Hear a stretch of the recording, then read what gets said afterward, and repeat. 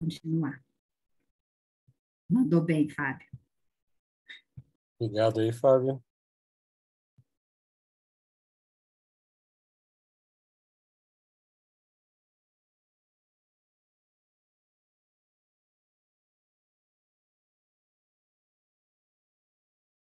Vocês estão vendo a apresentação? Ótimo. Muito bem. Essa apresentação aqui eu preparei meio em cima da hora, peço desculpa aí, mas eu estava tão atarefado essa semana que se eu soubesse que ia ser assim a semana, quando a Karine me pediu para pegar o estudo de hoje, eu tinha dito que não. Mas vamos lá, se pelo menos falo menos tempo, a gente termina antes hoje, né? A gente vai falar hoje sobre o Jesus histórico. Então, nós tivemos uma boa base aí cronológica da Bíblia, começando lá do Gênesis, e começamos a estudar Jesus agora, ali no Novo Testamento, que seria a parte mais importante de toda a Bíblia para o cristianismo. Tá? Bom, a gente está falando sobre Jesus histórico. O que a gente quer dizer com isso? A ideia básica do Jesus histórico aqui seria o personagem humano Jesus, um personagem assim, digamos, jornalístico, aquele objeto de matéria que eu vou contar a história que aconteceu. Tá?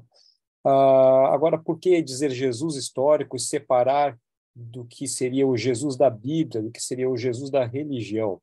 Então, essa separação aí, ela começou, na verdade, no Iluminismo, especialmente com alguns filósofos e teólogos alemães. E ela está profundamente enraizada na nossa teologia hoje. Ela está muito presa no que a gente enxerga por aí hoje em dia. Atualmente, eu tenho visto conteúdos aí em alguns podcasts, alguns muito interessantes, bem condizentes com a base bíblica da teologia, e alguns também que vão para o lado aí do que a gente pode ver que está na tendência de uma parte da teologia que a gente chama de teologia racionalista ou teologia liberal. Essas duas partes da teologia aí, às vezes, distorcem um pouco, colocando algumas construções filosóficas acima do que seria o contexto da Bíblia. Então, a gente vai tentar entender bem esse contexto, porque em algum momento ou outro você pode ter conflitos aí entre ideias que vêm a partir dessas construções filosóficas e ideias que vêm do texto bíblico mesmo. E aí nós temos uma outra definição paralela com aquela com o Jesus histórico, que as duas são consideradas importantes na teologia hoje, que seria o Jesus da fé, dissociado do Jesus histórico. Então, esse daqui seria o Jesus que a teologia cristã passou todos os séculos aí construindo até os dias de hoje e continua aí em evolução, discernindo, trazendo mais interpretações, mais conhecimento acerca do que se adota dentro do cristianismo sobre Jesus, de como se enxerga Jesus dentro do cristianismo. E aí ele seria o quê? Em resumo, segundo a base bíblica, nós temos Jesus como sendo o Filho de Deus, um ser que, sendo verdadeiramente Deus, ele se tornou também verdadeiramente homem. Sem deixar de ser Deus, ele se tornou também homem, para revelar à humanidade o caráter de Deus. Nasceu de uma virgem, concebido pelo Espírito Santo, morreu e ressuscitou para nos salvar do pecado. Então, aqui já tem algumas coisas que dificilmente são aceitas por quem estuda o Jesus histórico. Nós temos aqui, primeiro de tudo, sendo verdadeiramente Deus, se tornou verdadeiramente homem. Muitos teólogos liberais e também racionalistas, nessas linhas aí, eles rejeitam essa parte aqui, dando outras classificações para Jesus, mas não um Deus. Humano, sim. Deus, não. Alguns rejeitam o mesmo fato de ter existido um homem, Jesus. E depois essa outra parte aqui fica pior ainda. Nasceu de uma virgem, concebido pelo Espírito Santo. Morreu e ressuscitou para nos salvar do pecado. Para nós aqui que crescemos num país de maioria cristã e tal, que a gente ouve isso daí desde criança, até que não soa tão estranho isso. É normal. Para quem é cristão, cresceu em um lar cristão, aceitar isso é tranquilo. Agora, para quem vê isso pela primeira vez, é muito estranho. Mesma coisa que o cristão, a primeira vez que ouve acerca do islamismo sobre Maomé ter ido ao céu numa mula de asas, ou Maomé tomando impulso numa pedra lá do monte do templo para chegar até o paraíso e deixando os seus pés afundados na pedra, deixando as marcas ali. São coisas estranhas de você aceitar de uma primeira vez, né? Que existe dentro da Caaba, uma pedra que é um pedaço do Éden. Então, são coisas que são difíceis de você perceber. Se você vem de um contexto que não é cristão, é difícil aceitar também. E vai existir essa visão crística sempre de algumas pessoas fora do contexto cristão. Agora, quando a gente vê algumas ideias dentro do contexto cristão também, é que merece que nós estejamos um pouquinho acerca do que acontece ali para que a gente não acabe ficando confundido, que a gente saiba separar aí a teologia bíblica do que de outras coisas que podem vir de fontes que parecem bastante eruditas, mas que podem não nos levarem em direção à verdade.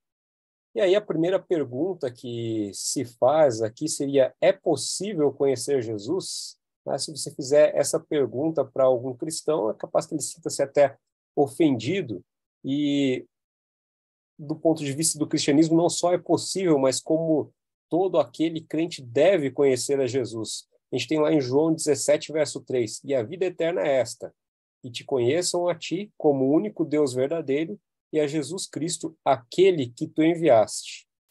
Então, se você não conhece a Jesus Cristo, você não pode alcançar a vida eterna, mais ou menos em síntese, aí, de forma bastante forte, colocando isso, é isso que nós temos na Bíblia, é isso que nós temos aí do cristianismo na parte aí do Jesus da fé. Bom, mas para que a gente possa entender aí essa separação, né, de Jesus histórico e Jesus da fé, bom, a gente entender um pouquinho do contexto aí de como o cristianismo cresceu e como que ele chegou ao status que está hoje e como também a sociedade, o pensamento se desenvolveu ao longo desse tempo. E aí ficam duas perguntas, uma que acaba complementando a outra. A primeira aí: existiu mesmo o homem Jesus de Nazaré? Ou seja, existiu um homem chamado Jesus lá na região da Galileia, que viveu na região da Galileia e que teve discípulos, que atuou fazendo bem, que atuou pregando por aquela região, viveu em torno do início do primeiro século? Essa é a primeira pergunta. E aí a pergunta complementar a ela é: ele era o Filho de Deus em forma humana? Então, são duas perguntas aí que uma pessoa que vai conhecer a Deus, que vai conhecer a Jesus, tem o direito de fazer. E que essas perguntas, é importante que você tenha bem clara a sua resposta para essas perguntas, porque elas vão direcionar como que você vai interpretar, como que você vai aceitar ou como você vai enxergar todo o nosso objeto de estudo, que começou no estudo passado, daqui para frente. Então, tudo que a gente vai ver ali, os evangelhos, os apóstolos, os atos dos apóstolos e tudo mais, a resposta a essas perguntas, e uma resposta bem precisa, vai te guiar em como você vai interpretar, em como que você vai aceitar o restante. Bom, vendo o contexto, se nós formos ver o que nós temos escrito sobre a vida de Jesus, segundo esse autor aqui, o Albert Schweitzer, ele foi um vencedor do Prêmio Nobel, e foi também missionário, também médico, também teólogo, mas também foi muito polêmico. Ele mencionou ali em 1913 que para listar completamente todos os livros publicados sobre a vida de Jesus seria necessário um volumoso catálogo só para conter os títulos. Bom, se existe tudo isso de escritos acerca da vida de Jesus, significa que devem haver fontes de onde tirar essas informações. Tá? Ou todo mundo é profeta e está recebendo revelações divinas, existem mais do que a gente imagina. Tá? E aí, quando a gente fica naquela de o silêncio de Deus, a gente se sente pior ainda, porque se tantas pessoas conseguem escrever sobre a vida de Jesus e coisas novas sobre a vida de Jesus, tá? Mas, assim, seguindo ainda, em 1985, num trabalho acerca da vida de Jesus, também falando sobre escritos acerca da vida de Jesus, Warren Kinsinger, ele contabilizou ali no seu livro que até a metade do século XIX tinham sido publicadas mais de 60 mil obras sobre a vida de Jesus. E, segundo a Sociedade de Estudiosos do Novo Testamento, nos anos 90, já haviam ultrapassado 90 mil títulos acerca da vida de Jesus. Se a gente for tentar contabilizar obras acerca da vida de Jesus hoje em dia e for contar os novos meios de divulgação, aí, internet, podcast, e-book e tudo mais, eu acho que fica impossível a gente contabilizar tudo isso. O Rodrigo Silva, ele fez no livro dele, O Ceticismo da Fé, ele apresenta uma consulta que ele fez sobre o número de grupos de discussão no Google acerca de Jesus. Eu não lembro os números, não lembro quanto que era, mas tinha um número absurdo lá, um número bastante grande de grupos de discussão sobre Jesus. E o Brasil era, em português, tinha mais do que em inglês. Isso é uma coisa que eu achei interessante também. Bom, vamos ver aí como que o cristianismo, a visão de Jesus foi evoluindo, tá? Bom, o que a gente tinha após a morte de Jesus ali no primeiro século, no início da igreja cristã? A igreja cristã, primeiro de tudo, ela começou entre os judeus. Então, os primeiros foram os judeus que se tornaram cristãos, tá? O próprio Cristo era judeu. Então, depois nós tivemos ali os judeus aceitando a Cristo como Deus, como Filho de Deus, como Messias. E já pela sociedade judaica, eles foram rejeitados pela religião judaica. E também não foram muito bem aceitos em nenhum lugar, especialmente pelo Império Romano. Existem vários relatos aí do início do cristianismo, e o Império Romano sempre tinha muito medo de qualquer movimento, tá? Especialmente no cristianismo não foi diferente. Naquela época, o mundo, a civilização era dominada aí pela chamada Pax Romana, a paz do imperador romano. O imperador romano garantia a paz, né? No mundo que eu digo, seria ali a região da Europa e Oriente Médio, que era dominada por Roma, tá? Então, todo o mundo ali que dominava a escrita e tudo mais, nós tínhamos aí Roma garantindo a paz. E aí houve o martírio de muitos cristãos. Os cristãos eram extremamente perseguidos. E existem vários registros históricos dessas perseguições. Isso durou até do primeiro século até o ano 312 a.C., quando Constantino supostamente se converteu ao cristianismo. Embora hajam diversas especulações sobre os motivos e a realidade ou não dessa conversão de Constantino, a partir desse momento houve uma mudança muito grande. A partir desse momento, o cristianismo, que era algo marginalizado, que era algo que tinha que ser escondido, que os cristãos eram martirizados, agora eles passaram uma posição de destaque, e essa posição de destaque ela foi ganhando cada vez mais notoriedade e autoridade, e passou a ser agora uma ferramenta usada pelo, então, Império Romano para dominação.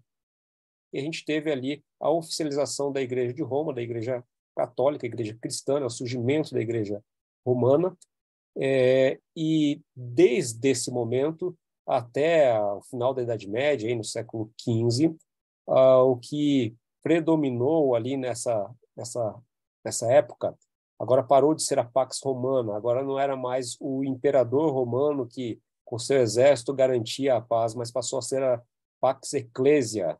Então, agora a igreja é que intervinha, que mediava conflitos, os imperadores, os reis, dentro de tudo que estava sob o domínio romano no início e posteriormente, após a diminuição do Império Romano, os reinos resultantes ali eram impostos com base na igreja, com base nas doutrinas da igreja, com base na autoridade do bispo de Roma, do Papa, que era o chefe da igreja cristã, então, até aquela época.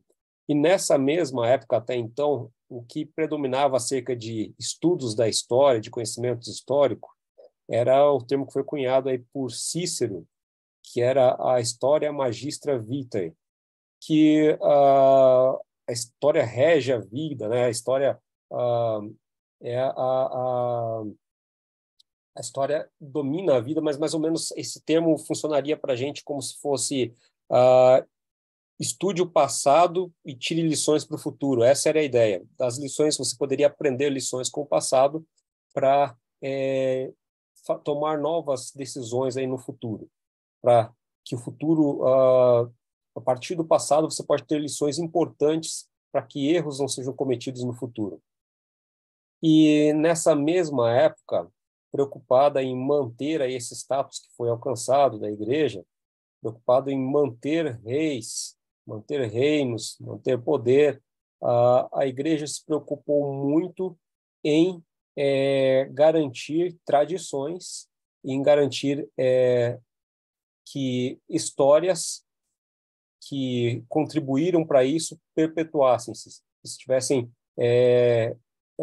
servindo de embasamento para que esse poder absolutista que a igreja, que os reinos, que os reis, os impérios tinham naquela época, permanecessem, se perpetuassem. Então a igreja se preocupou muito nesse sentido naquela época, de forma que se você questionasse coisas como a historicidade de Cristo, por exemplo, você era tido imediatamente como um herege. Então você não poderia pensar e tocar nesse assunto de forma crítica. Tá?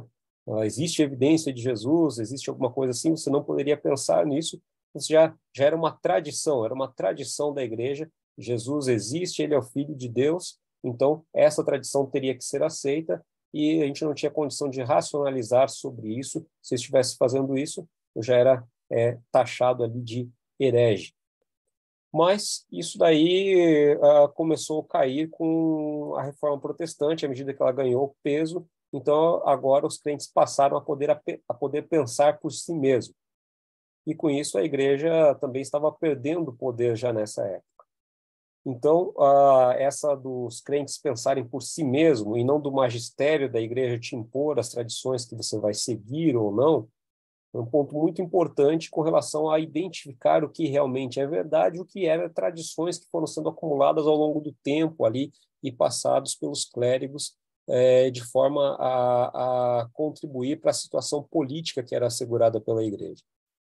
Mas, por outro lado, também, nessa mesma época aí, em que a igreja começou a perder o poder, veio o Iluminismo e a Revolução Francesa, onde passou-se a enaltecer a razão, né? E a colocar de lado tudo que era dito como não natural, como sobrenatural. Então, o principal inimigo da Revolução Francesa era a religião, porque a religião que estava servindo para que os reis dominassem. Como que o povo, como que a sociedade poderia ter algum poder se o rei era instituído por Deus, se a autoridade era toda absoluta do rei que foi instituído por Deus. Então começa aí o racionalismo a ganhar espaço e, nesse sentido, o racionalismo francês, ali, o iluminismo francês, ele foi totalmente ateísta. Tá? Então, agora colocaram a deusa da razão no lugar de Deus. Mas a filosofia desse período aí foi também muito dominada pelos alemães. E na Alemanha que começam algumas discussões aí acerca da história. E nessa mesma época começou-se a ideia de que você poderia usar a forma com que você vai contar a história para fortalecer uma certa ideologia. E aí o termo que era usado até então, que era esse primeiro aqui, Story, foi cunhado lá na Alemanha esse outro termo aqui, eu não vou arriscar falar aí, get, sei lá, a Miles depois pode participar a hora que você quiser, tá bom, Miles? Esse termo, a princípio, ele foi cunhado para definir os fatos, enquanto Story se baseava no relato. E esse outro se atinha apenas aos fatos e não ao relato em si. Então, todas as palavras que eu vou colocar ali para compor, como eu vou contar os fatos, isso seria essa primeira definição. Então, eles cunharam essa nova para que fossem apenas os fatos. Mas isso daí virou uma discussão tão complicada filosoficamente e acabou se invertendo. Então, acabou depois sendo adotado o segundo termo para ser a narrativa, acabou se referindo à narrativa, misturando com narrativa, com relato, e o primeiro termo voltado para a história que aconteceu, para os fatos. Então, é meio sombrio essas duas definições aí. Mas, nesse sentido, eles chegaram naquela ideia de que a narrativa pode mudar o rumo da história. Então, como eu vou contar os fatos, pode mudar o rumo da história. E como exemplo disso, um exemplo, inclusive, que é destacado aí pelo Rodrigo Silva no livro que eu mencionei dele, no Ceticismo da Fé, um exemplo bem brasileiro, aqui 2 exemplos brasileiros. Então, aqui o primeiro, a gente tem o quadro da independência. Tá? Aqui, nós temos o quadro do Grito da Independência, onde nós temos o imperador, até então o príncipe regente, o Dom Pedro I, montado em um cavalo, com um uniforme militar, com uma espada em punho, dando brado de independência ou morte, e nós temos ali uma aristocracia em volta dele, também todos montados em cavalo. Nós temos representantes do povo também trabalhando ao redor, e nós temos ali soldados com o uniforme dos Dragões da Independência, que nem existiam na época. E a gente sabe que os dados históricos aí, na realidade, a viagem estava sendo feita sobre mulas quando foi proclamada a independência. Dom Pedro não estava usando o uniforme. Alguns especulam até que ele estava com um desarranjo intestinal nesse momento, né? E que por isso que eles tinham parado naquele lugar ali para um descanso quando ele recebeu a mensagem. E os Dragões da Independência, a comitiva de militares que estavam com ele era bem menor do que o que provavelmente está representado nesse quadro, e não tinham esse uniforme bonito aí, né? Então, uma forma diferente de você apresentar os fatos, sem necessariamente inventar os fatos, para que você possa dar uma importância maior a um dado ideal. E a mesma coisa, então, isso daí na República, né? No início da República, foi feito bastante isso, e uma figura escolhida para que fosse feito isso também foi Tiradentes. Então, a gente tem quadros pintados, primeiro colocando Tiradentes próximos à figura de Deus, próximos à figura de Jesus. Isso agradaria bastante o público católico, grande maioria no Brasil na época, praticamente 100%. E nós temos ele, então, aí pronto para o enforcamento, com cabelos grandes, barba grande, vestido de branco, com um padre, com um crucifixo próximo a ele, tá? E enquanto, na verdade, na época, ao ser preso e condenado à morte, ao ser preso, você já teria a cabeça raspada, a barba raspada, então ele não teria cabelo nessa época.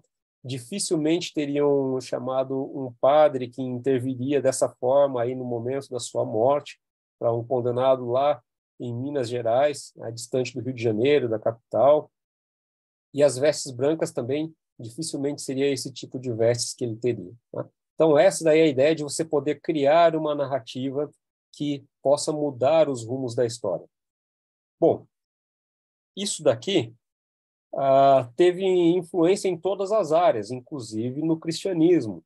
E um dos impactos dentro do cristianismo, da forma de você enxergar Jesus, a partir desse momento ali, dessa forma diferente de você contar a história que foi formalizada ali, é que no modernismo, no pós-modernismo e também na idade contemporânea, o que a gente enxerga acerca de Jesus? Você enxerga todos os tipos de igreja com todas as doutrinas diferentes, ou seja, você tem um Jesus para cada grupo ideológico. Cada grupo ideológico vai lá e faz a sua narrativa acerca de Jesus. E agora, da mesma forma que a igreja romana, ela colocou as tradições superpondo a Bíblia em diversos pontos, agora aqui nós temos que a verdade relativa para aquela pessoa, ou seja, as construções filosóficas, são usadas para sobrepor ali a narrativa bíblica em diversos pontos também. E para você conseguir fazer isso daqui, primeiro de tudo, você precisa dissociar ali o Jesus histórico, o Jesus que existiu, ou que talvez tenha existido, do Jesus da fé.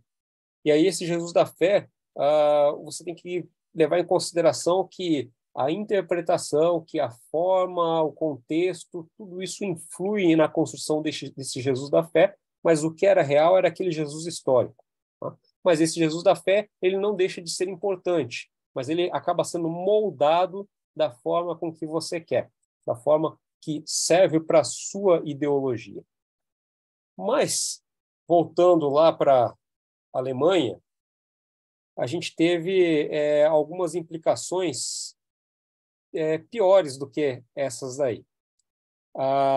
Nós tivemos aí a primeira pessoa a propor isso que eu vou falar agora, foi esse cara aqui, Martin Keller, não sei, eu imagino. Ele, em 1892, ele propôs usar essa distinção para estudar Jesus. Então, agora, os evangelhos eles deveriam ser vistos não de acordo com, não como sendo uma narrativa dos fatos, mas uma narrativa dos fatos construída com o propósito de enaltecer Cristo, de gerar a figura de Jesus que a teologia tinha naquele momento ali no século XIX. Bom, mas antes que ele propusesse isso daqui, esse cara aqui, Hermann Samuel Reimarus, ele era uma pessoa que foi bastante influenciada pelo deísmo. Deísmo é aquela ideia de que Deus existe, Deus criou o mundo e depois ele abandonou. Ele não interfere, ele jamais mandaria o filho dele para morrer aqui. Então, ele escreveu uma enciclopédia de, se não me engano, 4.000 páginas, um volume bastante grande para aquela época, tentando reformular, propor uma nova visão do cristianismo. E ele acreditava que o único milagre, a única coisa sobrenatural, a única intervenção de Deus aqui foi a criação do mundo. E no restante, nada.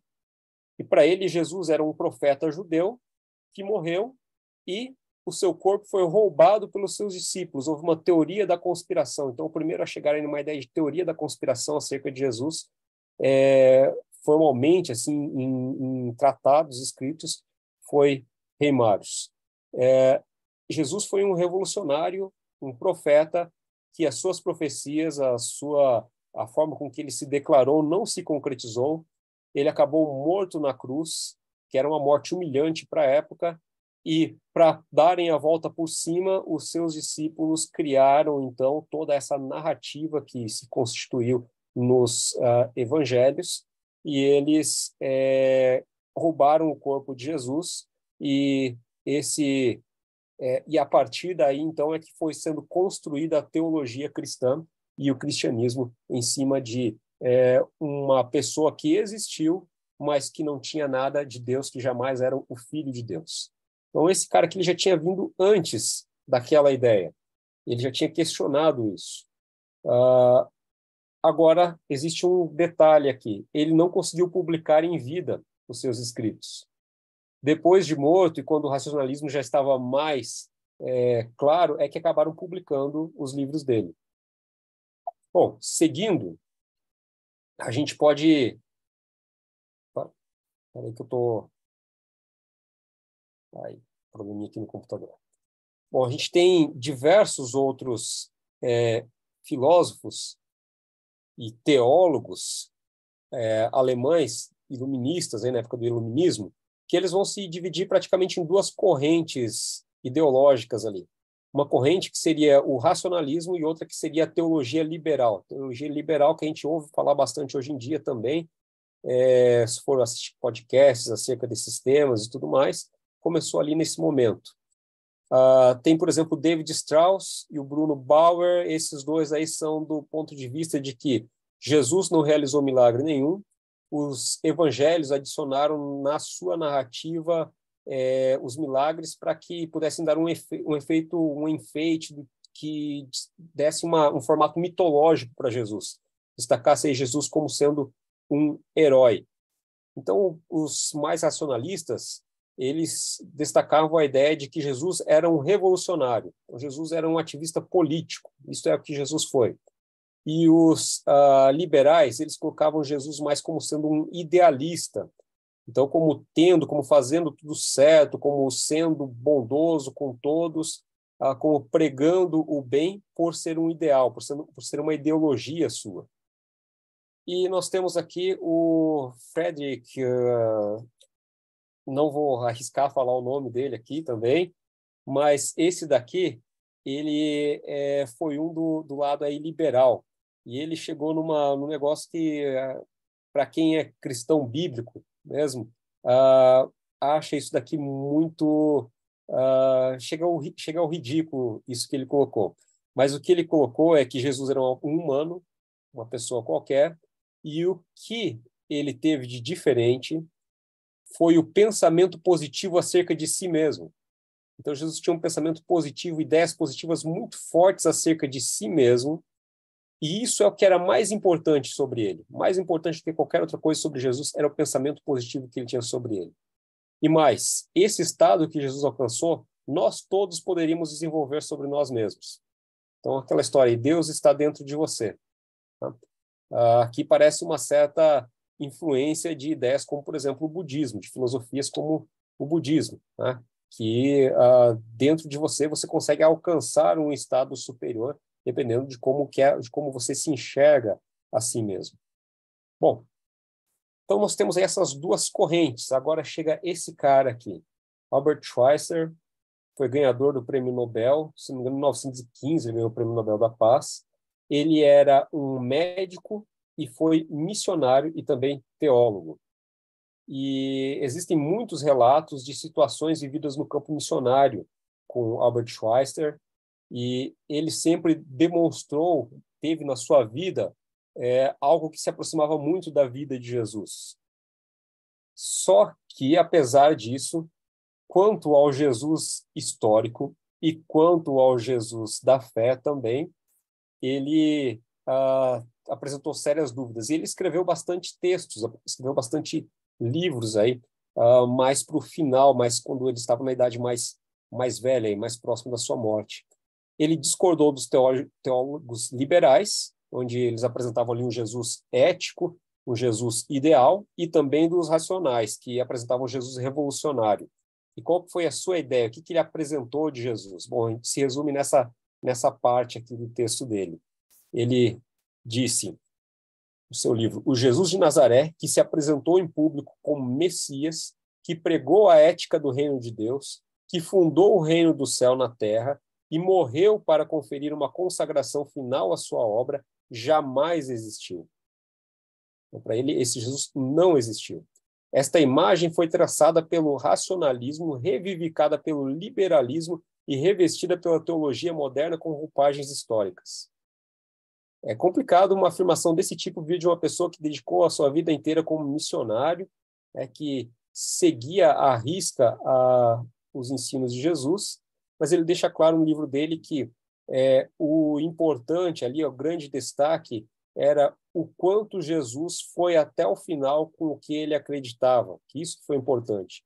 E que toda essa construção filosófica sobre Jesus, ela serve para que você tenha um bom modelo de vida.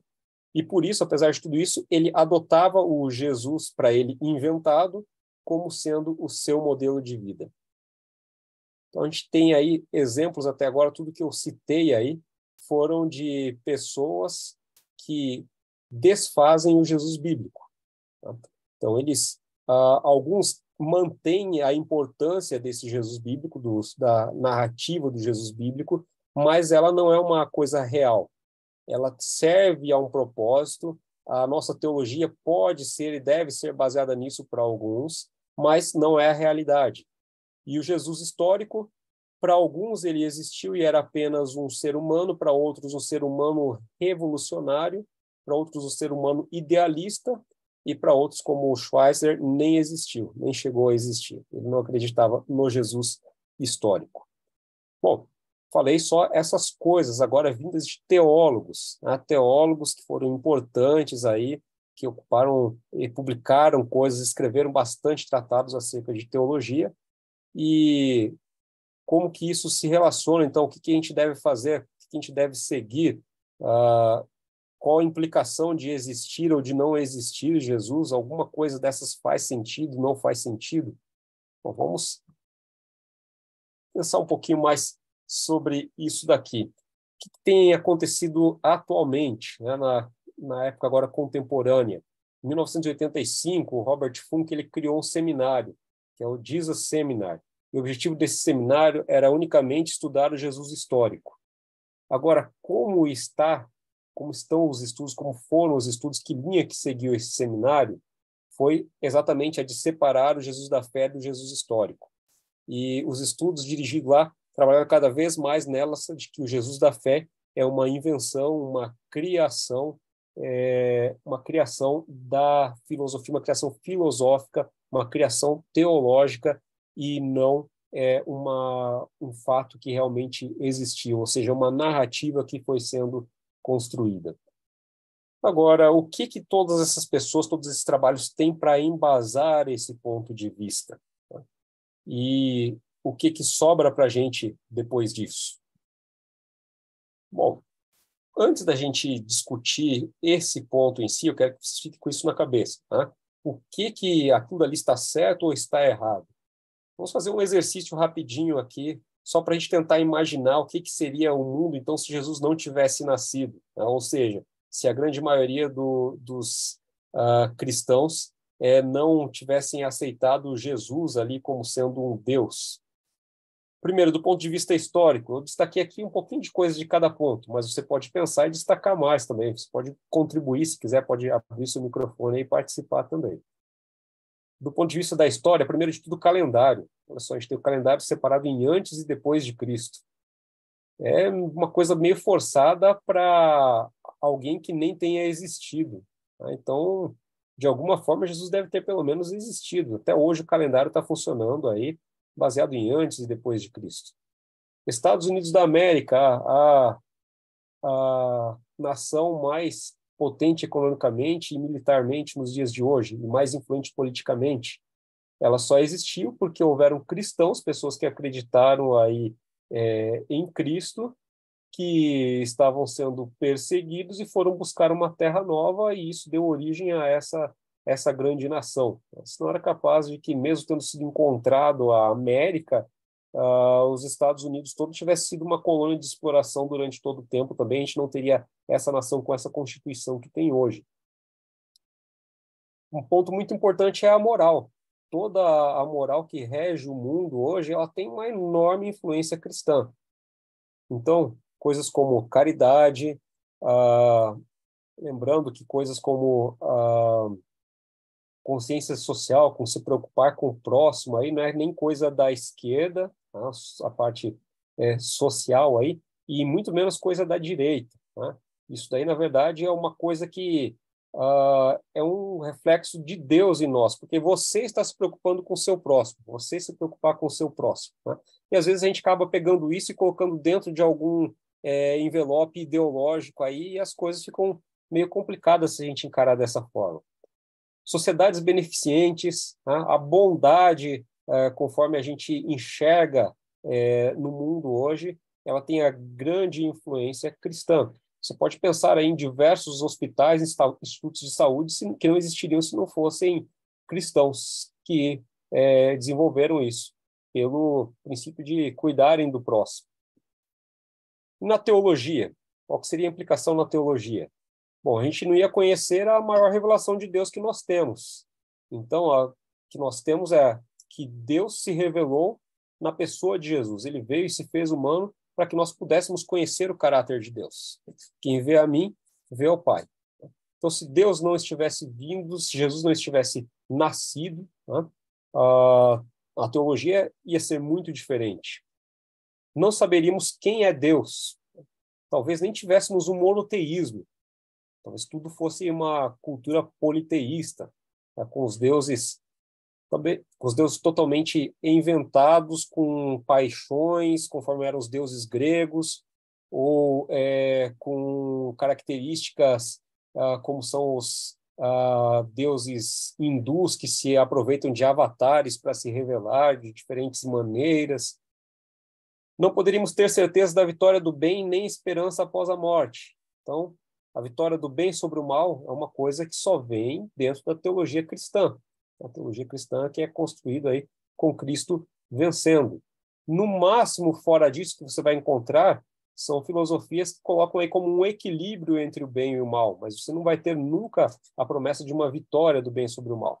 A gente tem o budismo, o yin e yang, tá?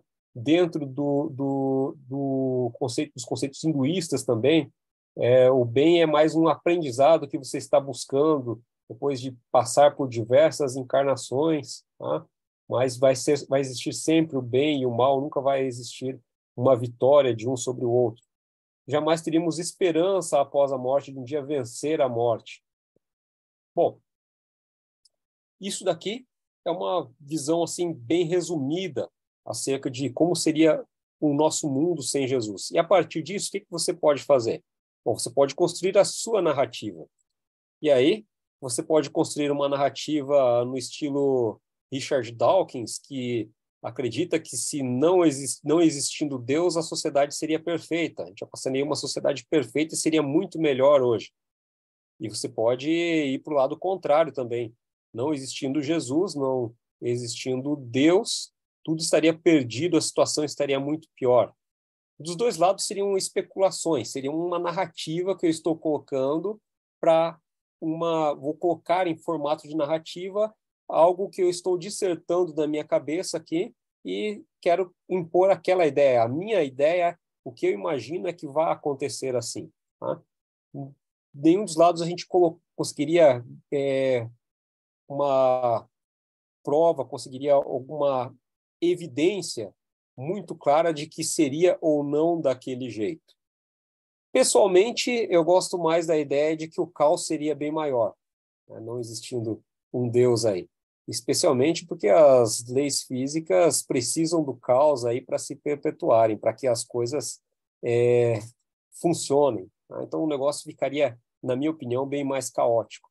Mas nada impede de uma filosofia ser construída de forma diferente. Ou seja, nada seria sobre evidências, mas seria apenas sobre especulações. Esse que era o ponto que eu queria colocar. Se a gente imaginar Jesus não nascendo, nós poderíamos especular sem evidência nenhuma para nenhum lado. Até esse ponto aqui, eu gostaria de fazer algum comentário. Vamos lá, vamos continuando. Se alguém quiser comentar alguma coisa, perguntar alguma coisa, pode perguntar. Hein? Bom, qual que é um ponto comum com todos aqueles autores que eu citei anteriormente ali, que trabalharam, que propuseram a ideia de trabalhar com Jesus histórico e tudo o que eles escreveram sobre Jesus? Tudo aquilo é conjectura e não existe evidência histórica baseada, não existe evidência histórica nenhuma. Todas essas conjecturas elas são baseadas em ideologia, sociologia e no racionalismo. Então, nada daquilo foi baseado em evidência histórica. O máximo que os autores podem ter se baseado foi na falta de evidência histórica para a existência de Jesus. Agora, como que é essa falta? Nós temos os evangelhos, temos escritos judaicos ali, os evangelhos, que narram a história de Jesus. Agora, nesse ponto é que vem a primeira coisa que foi colocada pelos filósofos alemães iluministas, que foi de que os evangelhos eles eram um meio de propaganda. Se eu for analisar por aquela forma, né, eu vou construir uma narrativa para conduzir a um futuro, de uma certa forma. Então, os evangelhos eles não podem ser considerados como fontes históricas, porque eles foram construídos justamente para ser uma propaganda. São uma propaganda de Jesus, então não podem ser uma fonte histórica. E fora da Bíblia, então, existe alguma fonte? Existe alguma fonte que eu posso considerar para discutir sobre a vida, a existência ou não de Jesus? Bom, se alguém quiser fazer esse tipo de estudo, a primeira coisa que vai ser notada é a escassez de material extrabíblico falando sobre Jesus. Não há quase nada extrabíblico falando sobre Jesus que não seja moderno, não seja algo aí desde a oficialização da Igreja Católica para frente. Bom, o que a gente pode usar aí para explicar essa escassez de material extrabíblico? Será que ela não existe esse material porque Jesus não existiu? Bom, essa de que não existe porque Jesus não existiu, essa é rechaçada por muitos filósofos que são ateus hoje em dia. E aqui no Brasil a gente tem um filósofo ateu e que eu gosto muito da sua forma de trabalhar, de pensar, que é o Pondé. E o Luiz Felipe Pondé, ele mesmo, ele diz que para ele é certeza que Jesus existiu. Jesus só não era Deus porque ele é ateu, ele não acredita em Deus. E ele acredita também na importância de Jesus. E ele acredita também nessa questão aí de que a narrativa que foi construída sobre Jesus é que conduziu ao que nós temos hoje, mas que Jesus histórico existiu. Bom, então, se nós temos aí os próprios ateus acreditando que ele existiu, essa escassez de material ela não pode ser usada para justificar sua não existência. E se nós formos comparar isso com outros personagens históricos, nós temos muito mais evidências acerca de Jesus do que de outros personagens históricos. Nós temos personagens como Pitágoras, por exemplo, e nós temos escritos que são muito mais recentes do que os que falam sobre Jesus, que se remetem a ele. Ele não deixou nada escrito que tenha sido guardado o original, tá? E os mais próximos do original são muito mais novos. E agora nós temos Sócrates e Demóstenes, por exemplo, que foram personagens muito importantes na filosofia e que também é muito difícil você obter escritos que sejam originais acerca deles. Então, por que para Jesus eu não posso aceitar o que há? Por que para Jesus é insuficiente se para as outras coisas acaba sendo suficiente? Bom, algumas explicações aqui para a falta de material extrabíblico em relação a Jesus. Primeiro, foi um ministério limitado. O seu ministério não durou tanto tempo, né? Mas, além do tempo, seu ministério ser curto em relação ao tempo, geograficamente também ele foi bem limitado. Ele abrangeu uma faixa ali de 200 quilômetros de extensão por 70 quilômetros de largura. Então, a gente tinha uma área pequena ali. E aí, hoje em dia, a gente tem pessoas aí escrevendo livros e defendendo a tese de que Jesus foi para a Índia. Jesus esteve na Índia, aprendeu coisas lá e voltou no meio do seu ministério. Naquela época, viagens complicadas e tudo mais, Jesus ir para a Índia, aprender e voltar no seu ministério curto, sem evidência nenhuma dele ter saído dessa região ali, é algo que não tem realmente evidência nenhuma, né? Nem nos evangélicos, nem dentro da Bíblia, nem fora da Bíblia, não existem evidências fortes de que coloquem isso daí. Bom, outra explicação são que diversos documentos foram perdidos. Então, a gente tem, por exemplo, a destruição da Biblioteca de Alexandria pelo califa Omar, lá no ano 641, em que ele destruiu mais de 700 mil manuscritos. Muitos dos documentos foram destruídos ao longo das guerras, especialmente quando os povos bárbaros começaram a ocupar regiões no Oriente Médio, começaram a ocupar regiões ali do norte da África e tudo mais. E alguns podem ser encontrados ainda, alguns podem estar só perdidos, como, por exemplo, os manuscritos do Mar Morto, que foram encontrados recentemente, né? E que deram uma validação muito boa para todo o Antigo Testamento. A gente encontrou escritos aí muito importantes, então pode ser que outros escritos ainda sejam encontrados. Mas o que há de fontes antigas falando sobre Jesus e que não sejam a Bíblia, que não sejam os evangelhos, nem os escritos dos apóstolos? Bom, nós temos primeiro Flávio Josefo. Flávio Josefo, ele foi um judeu romanizado.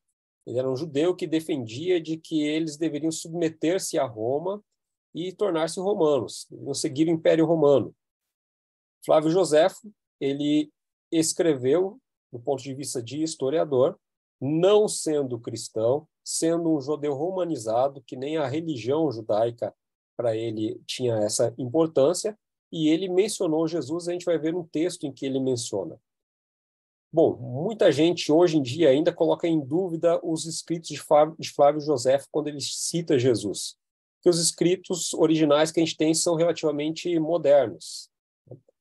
Mas foram encontrados escritos em árabe, que são mais antigos do que a maioria das evidências que a gente tem acerca de outros filósofos, e ainda existem escritos que são escritos de Eusébio, outro historiador, que são também bem antigos e que citam o texto de Flávio Joséfo da mesma forma com que elas estão ali citando Jesus. Então, garante que esse texto ele não foi adulterado posteriormente pela Igreja Católica Apostólica.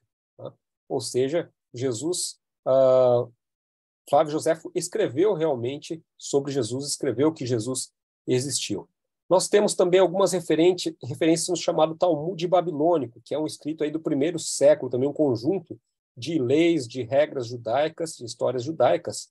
Só que nesse Talmud Babilônico é meio complicado você estabelecer o que realmente é original nele, o que não é original, e também é um pouco complicado você estabelecer com certeza o que se refere a Jesus ou não. Dá indícios de que se referem a Jesus ou não, mas é um texto que tem várias menções ali a Jesus também, que podem ser atribuídas como sendo a Jesus. Então, aqui eu coloquei 2 exemplos dentro da literatura judaica. Uma bem validada, bem comprovada, e outra com um pouco de carência e com não tanta precisão. E se a gente for fora da literatura judaica, a gente também vai encontrar alguma coisa. Mas antes de ir para fora da literatura judaica, vamos ver essa partezinha aqui. Então, isso aqui é uma parte dos escritos de Flávio Joséfo.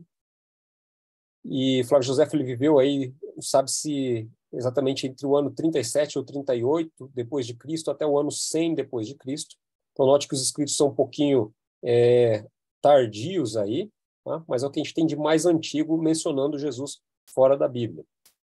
Por esse tempo surgiu Jesus, homem sábio, pois era realizador de feitos extraordinários e mestre dos homens que aceitam alegremente coisas estranhas. Esse coisas estranhas aqui, há uma dúvida na tradução desse trecho aqui.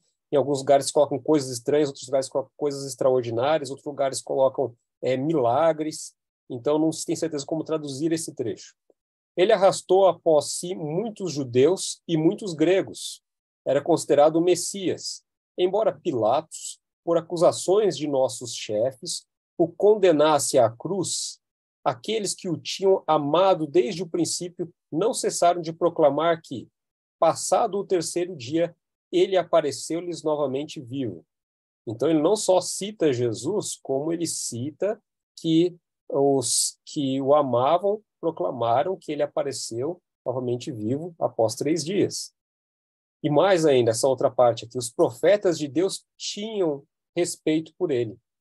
Ademais, até o presente, a estirpe dos cristãos, assim chamada por referência a ele, não cessou de existir. Então, isso daí é um escrito de um judeu não cristão e romanizado, que defendia a aproximação com o Império Romano, e essa parte aqui, esse escrito dele, assim como outros trechos também em que ele cita irmão de Jesus, quando ele fala, se eu não me engano, é sobre a morte de algum imperador. O Eusébio, fazendo esse relato, aproveita e cita o texto de Flávio Joséfo, em que o irmão de Jesus foi trazido a julgamento, dando aí mais uma, digamos assim, validando os escritos de Flávio Joséfo. Bom, e fora da literatura judaica, o que a gente tem? Vou citar 2 aqui. Nós temos ali Plínio, o jovem, que foi estabelecido aí por Trajano no governo da Bitínia. Ele organizou o governo dessa região. Ele trocou cartas muito detalhadas sobre os cristãos, sobre como lidar com os cristãos. Que existia uma ordem confusa do Império Romano, ele queria saber como tratar com os cristãos. As ordens, a princípio, é que movimentos que pudessem representar riscos deveriam ser eliminados, todos que pertencessem a esses movimentos, especialmente se fossem religiosos, deveriam ser mortos, mas Plínio tinha dúvidas quanto a isso, quanto a como conduzir isso. Ele tentava usar mais o bom senso, e ele entrou em contato com Trajano, mas o bom senso dele era mais ou menos assim, se você ler as cartas. Eu tenho torturado, submetido a eles a severas dores, e quando eles negam a Cristo e mostram respeito pelos nossos deuses, eu tenho deixado-os viver. Então, é um bom senso que não era tão bom senso assim, né, do Plínio. Mas, enfim, ele dá várias informações acerca dos cristãos e Trajano responde ele também. Então, nós temos evidências aí sobre os cristãos, logo ali no início do primeiro século, até metade, até o final do primeiro século. A gente tem Tácito também, que por volta do ano 115, ele também fala sobre os cristãos, quando ele fala sobre o incêndio de Roma, que foi um incêndio causado por Nero, que aconteceu em 64 depois de Cristo. Então aí a gente vê que, pelo menos naquela época, já existia um grupo grande aceitando Cristo como sendo o Filho de Deus. E isso não seria possível tão rápido assim para alguma coisa que fosse apenas uma teoria de conspiração dos apóstolos. Tá? Tem aí teria que ter primeiro a redação dos evangelhos, a propagação desses evangelhos, para daí ter um número grande de cristãos. Mas isso já existia naquela época ali, ou seja, 64 depois de Cristo, a gente já tinha algo nesse sentido. Bom, isso daí começa a servir de evidência contrária àquilo que os filósofos iluministas, os teólogos iluministas que separaram Jesus histórico do Jesus da fé tinham levantado. Então, isso daqui nos dá evidências da existência de Jesus, e também quando a gente vai ler o que falam acerca dos cristãos, que eles criam em Jesus como sendo filho de Deus já naquela época, coisa que é colocada pelos teólogos iluministas, pelos teólogos liberais e racionalistas iluministas, como sendo algo que foi criado com a oficialização da Igreja de Roma, lá mais adiante. Bom, agora, e os evangelhos? Eu posso confiar neles do ponto de vista de relato histórico, ou seja, eu posso assumir que eles possam estar dizendo a verdade? Ou isso é uma coisa muito complicada, é muito difícil? Bom, tendo em vista que eles foram escritos por cristãos, realmente faz sentido um cético, um não cristão levantar dúvidas ali. Mas a começar pelo o termo evangélico não foram eles que usaram, não foram os evangelistas aqui, os escritores dos evangelhos, Lucas, Marcos, Mateus e João, que criaram. Esse termo ele já era usado antes na história, e ele era usado para anunciar fatos reais. O evangelho tinha esse significado de anunciar fatos reais. Então, se eles estavam assumindo isso, eles tinham, no mínimo, a consciência de que eles estavam afirmando alguma coisa que as outras pessoas deveriam entender como real. Então, não era alguma coisa ideal que eles estavam escrevendo ali, mas era para ser real. Bom, se eles fossem criar uma história para justificar o fracasso de Jesus, para transformar ele num herói, igual a grande parte dos teólogos liberais e racionalistas ali do iluminismo levantaram, com os evangelhos sendo uma propaganda, será que eles seguiriam essa linha? Será que eles contariam a história como eles contaram? Se a gente pensar na realidade da época que eles viveram, dificilmente. A gente pode estabelecer alguns pontos aqui, como, por exemplo, a morte na cruz. Diversas fontes históricas validadas confirmam que a morte na cruz é uma morte vergonhosa, destinada à pior espécie. E existem textos que diziam que o nobre jamais teria uma morte na cruz, por pior que ele fosse. Então, não colocariam aí a morte na cruz se eles estavam inventando uma narrativa. Eles teriam mudado essa morte. Né? Eles não teriam deixado Jesus morrer na cruz. Além da morte na cruz, a ressurreição de Jesus no mesmo corpo. Mesmo dentro das mitologias, ressuscitar no mesmo corpo, da mesma forma, era algo inaceitável naquela época. Dentro do judaísmo, então, de forma alguma haveria essa ressurreição dentro do mesmo corpo. Para algumas religiões ali da época, eles poderiam colocar ele reencarnado em uma outra forma, em uma outra pessoa, em um outro ser, se transformando em uma montanha, em alguma coisa assim. Dentro do judaísmo, poderia vir agora na forma divina, não na forma humana de novo, mas ele aparece reencarnado na forma humana, vivo na forma humana. Insistir em algo que não lhes rendeu nada além de perseguição e morte. Eles insistiram até o fim nessa narrativa deles, nessa história que eles contaram, até as últimas consequências. E o que eles ganharam com isso? Eu diria que quem teve o melhor dos destinos ali talvez tenha sido João.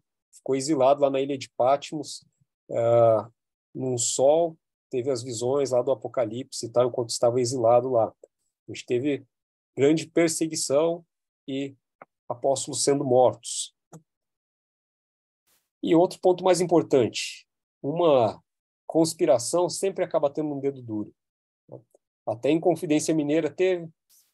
Então, a Inconfidência Mineira totalmente iluminista, né? Teve um dedo duro. Como que dentro de uma conspiração aí para roubar o corpo de Jesus, esconder o corpo de Jesus, ninguém ia deixar escapar a verdade em algum momento. Ou pelo menos nunca ia ter nenhum registro de alguém deixando escapar essa verdade. Outro ponto aí que pode ser colocado como evidência para que o relato ali pode ser aceito como um relato histórico. E aí vem aquela opção também que os teólogos liberais e iluministas também levantaram. Jesus ele poderia ser um extremista ideológico. Ele foi até o final, ali até o ponto de vista de se entregar e de morrer. Bom, se a gente for lá para Lucas, no capítulo 22, se você quiser acompanhar aqui essa passagem, então Lucas, capítulo 22, nós temos ali dos versos 42 até o 44,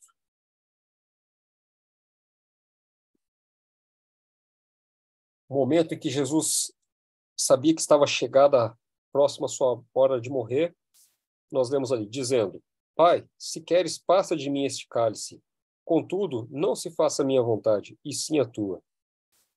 Então lhe apareceu um anjo do céu que o confortava, e, estando em agonia, orava mais intensamente. E aconteceu que o seu suor se tornou como gotas de sangue caindo sobre a terra. Então aqui o que a gente tem é o desespero de Jesus, o medo de Jesus. Bom, nós temos a história de uma pessoa que também era bastante idealista, defensor das suas ideias, que foi Sócrates. E o que a gente sabe é que Sócrates foi condenado à morte também, pela elite da época. Agora, Sócrates, ao ir para a morte, ele foi condenado a tomar cicuta, a tomar veneno, né? Ele foi embebedando-se com seus amigos e se gabando de que estava indo para aquela morte. Ou seja, ele defendeu puramente do ponto de vista ideológico as suas ideias ali e não não passou ali por um momento de um ser humano normal que sabe que está enfrentando sua morte. Jesus teve medo, ele teve muito medo naquele momento. Ele sofreu bastante. Então isso mostra o caráter humano de Jesus. Deixa Jesus ali, coloca exatamente o lado humano de Jesus. Jesus era semelhante aos heróis mitologizados? Bom, normalmente, se você quer fazer uma propaganda, você vai escrever algo parecido com o que você já viu de algum herói. Agora, se nós formos lá em Lucas 6, 29, por exemplo, Jesus vai dizer alguma coisa que um herói grego jamais teria dito. Nenhum herói judeu teria dito. Então, Lucas 6, no verso 29, nós temos lá aquela famosa frase de Jesus: Ao que te bate numa face, oferece-te-lhe também a outra. E ao que tirar a tua capa, deixa-o levar também a túnica. Como que um herói que está vindo para libertar um povo de uma escravatura, de um abuso, é, vai ser retratado dizendo essas palavras aqui. Vai ser retratado pregando uma espécie de submissão. E se for lá em Mateus 5:41, também ele diz lá, para quem te obrigar a andar 1 milha, ande com ele 2. Então, nós temos aí falas que não seriam atribuídas a um herói. Não seria essa a escolha que naquela época alguém faria se quisesse pintar ali Jesus como sendo um herói. Isso daqui deixa aí evidências contrárias àquela ideia de que Jesus foi uma construção teológica baseada aí nas filosofias racionalistas e liberais, mas sim que essas narrativas aqui podem realmente ter sido um relato fiel da história que aconteceu ali. diversas pessoas se apresentaram como testemunhas, não apenas os que escreveram os evangelhos, mas a gente tem relato ali de diversas pessoas sendo testemunhas disso. E o início do cristianismo também, a gente tem registros históricos que não, não judaicos, inclusive, fora da história dos judeus ali, que são, no caso, Plínio, Eusébio, por exemplo, e que declaram ali, que dão características da existência dos cristãos e descrevem como era o comportamento da religião cristã que estava, então, surgindo naquela época. Bom, e o que a gente tem de importante aqui? A gente tem de importante que toda vez que você ouvir aí uma teologia que não é bíblica, né, que é o que a gente vê muito hoje, em interpretações diferentes da Bíblia, do que a Bíblia quer dizer por si mesma, cuidado. Pode ser apenas conjectura baseada apenas na sua ideologia, como foram as conjecturas aí que foram utilizadas para essas criações, para essa divisão aí de Jesus histórico e o Jesus da fé, e para manter ainda uma teologia, uma religião que seja adequada para o seu estilo de vida, para o estilo de vida de uma sociedade que se deseja hoje em dia.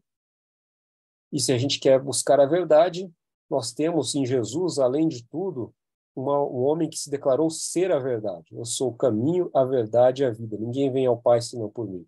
Ele também disse que quem via ele, via o Pai. Então, ele se declarou também como sendo Deus. Ele mesmo disse que era Deus.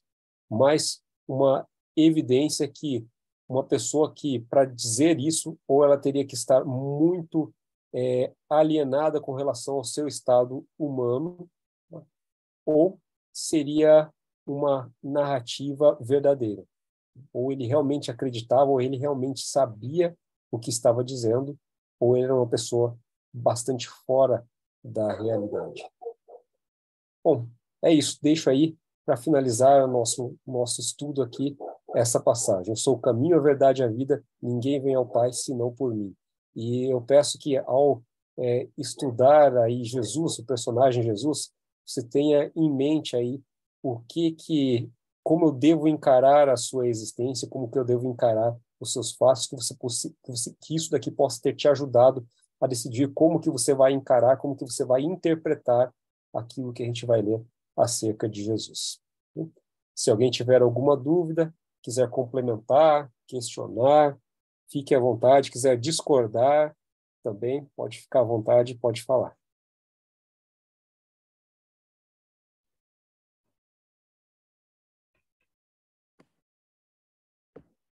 Enquanto ninguém se manifesta, eu só vou fazer um comentário. Veio duas coisas na minha cabeça, né? Assim, uma foi que a questão do Jesus histórico hoje é muito certeira, né? A ciência já consegue dizer, igual assim, acho que se falou belamente aí, Rodolfo, que é a questão de que livros, né, como Sócrates, Aristóteles, têm muito menos referência e a gente baseia toda a nossa forma de conhecimento neles, e tem muito menos comprovação, vamos dizer assim, histórica, inclusive, de que eles existiram. Só para fazer uma comparação, e mesmo com menos conteúdo, a gente baseia todo o nosso sistema de conhecimento em cima dos caras, né? E a Bíblia, a gente tem Jesus, e o que se fala de Jesus, e da Bíblia, a gente tem muito mais da Bíblia, inclusive, a gente tem muito mais referência. E é engraçado, eu vou trazer alguns elementos para vocês agora, enquanto eu estou falando de Jesus, da minha viagem. E eu lembrei de duas coisas. Uma é que lá em Israel é céu aberto. Você vai vendo, né? Então, assim, eu lembro de que eu fui para Cesareia de Filipe, onde era o governo, onde morava o governador, e ele ia nas festas religiosas para Jerusalém. Então, eu estava lá em Cesareia de Filipe, tem uma placa e o pastor que foi com a gente, junto com os guias, né, na hora falou assim, lê aqui o que está escrito nessa placa. E a gente leu, a gente olhou lá e falou, Pilatos. Estava escrito o nome dele, então, assim, tem as assinaturas. E a ciência faz isso, né? A ciência usa o relato do que está no livro, usa outras referências, chama triangulação dos dados. Então, a gente vai triangulando ali para cercar aquele dado e dizer, com certa segurança, esse dado é isso, né?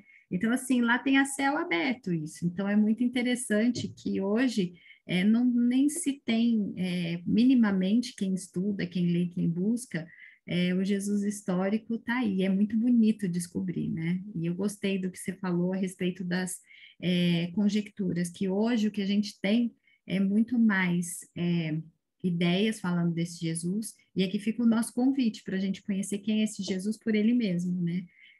Conhecer pelo que a Bíblia diz dele, e você apontou aí os evangelhos, e eu vou trazer materiais aqui também para vocês de fotos, de coisas que também é, a gente viu lá em Israel, que para mim foi praticamente a viagem da minha vida que você vai vendo, que o próprio povo, não é uma coisa, às vezes, para a gente aqui no dia a dia, porque a gente não tem, vamos dizer assim, a gente não recebe isso todo dia. Mas quando você está lá em Israel, você vai vendo assim, gente, isso aqui para eles é tipo assim, é óbvio. É óbvio que existiu, porque mesmo que eles não acreditem em Messias, mas é óbvio, tá aqui, é histórico, né? É isso. Obrigado, Karine. Queria só Falou, colocar por um favor. ponto também. Rodolfo, quando você falava, eu estava pensando, né? Você mostrava aquela linha do tempo, né? Dessas visões e tal. Tudo bem, a gente pode dar um desconto, que naquela época eles não tinham, né, tanta evidência arqueológica como a gente tem hoje, né? O caso de Pilatos, a descoberta daquele ossinho, né, com cravo de crucifixão. Naquela época não tinha, né? Não tava, Israel nem estava escavado, na verdade, né? Mas, assim, para mim, tem uma outra evidência que, para mim, essa é matadora, não tem como contestar, que é o desenvolvimento do movimento cristão. Se a gente pegar lá, Jesus ele morre no ano 31, né? 27 começa o ministério, morre ali no ano 31. No ano 70, Jerusalém é destruída. Nero, ele vive aí um pouquinho antes da destruição de Jerusalém, 54 a 68. E ele foi um dos grandes perseguidores do movimento cristão, né? Os outros também, mas ele é um dos maiores, e aí culmina com a destruição de Jerusalém. E depois, a gente avançando na linha do tempo, quando a gente chega lá no último discípulo vivo, né? O último que morreu, o apóstolo João, lá na ilha de Patmos, então lá por volta de 95, 96, né, da era cristã, os historiadores aí estimam que existia por volta, tem muita, né, tem muita convergência, mas né, alguns falam que tinham dezenas de milhares de cristãos, outros dizem que tinham centenas de milhares de cristãos. Não dá, né, para saber, mas o fato é, tinha muita gente. E se a gente olhar essa perseguição que eles sofriam, né, o martírio, né, imperadores extremamente cruéis, e o movimento se mantém, é porque eles tinham uma crença muito baseada, né, uma crença muito sólida nessa figura central de Jesus. Porque Jesus, ele falou quase nada sobre estilo de vida, sobre, assim, no sentido de sistematização do cristianismo, como Paulo falou. Jesus, o que ele falou? Qual foi a tônica dele? Reino do céu. Ele veio anunciar o reino dele. Então, ele falou pouco sobre outras coisas, né? Então, esses seguidores, eles sofriam martírio, sofriam perseguição, sofriam a morte na crença dessa figura central de Jesus, né? Então, esse para mim é uma das grandes evidências. E trazendo outro fato também, eu gosto muito, tem um canal ali de uma brasileira que mora em Israel, que é a Aline, não sei quantos já viram, né? Israel com a Aline, ela bombou na pandemia aí o canal dela. Ela era uma guia, né? Uma guia brasileira que mora em Israel e agora vai ficar por lá, né? Porque já casou, tem filho lá tudo.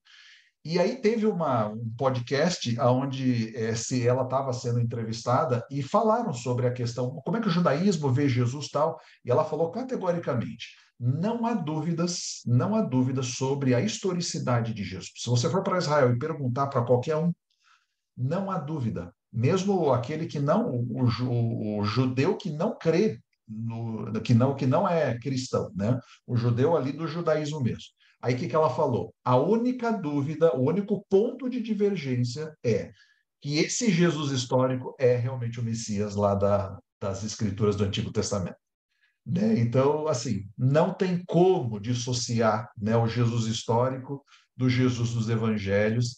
E um último ponto também que eu vejo é assim, como que eram os relatos, né, as biografias da época ali do primeiro século.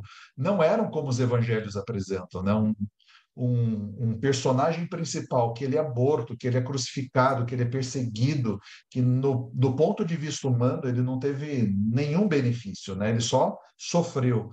Então, tudo isso mostra, assim, tem muitas evidências aí que mostram que o personagem histórico é o personagem dos evangelhos. Podemos orar, então, pode ser, gente? Orar. Rodolfo, você ora? Ora, querido Deus, muito obrigado por mais essa oportunidade que tivemos aqui de estudar acerca de Ti. Ajude-nos, nos prepare para a continuidade dos estudos acerca de Jesus, acerca de quando o Senhor se revelou para nós, vindo em forma humana, morrendo para vencer a morte e nos garantir a vida eterna. Abençoe-nos em todas as nossas dificuldades, os nossos anseios, nas respostas que esperamos alcançar de Ti. Ajude-nos a ter um encontro real contigo.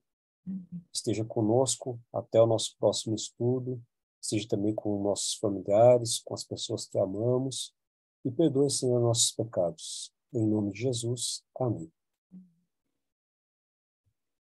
Muito obrigada.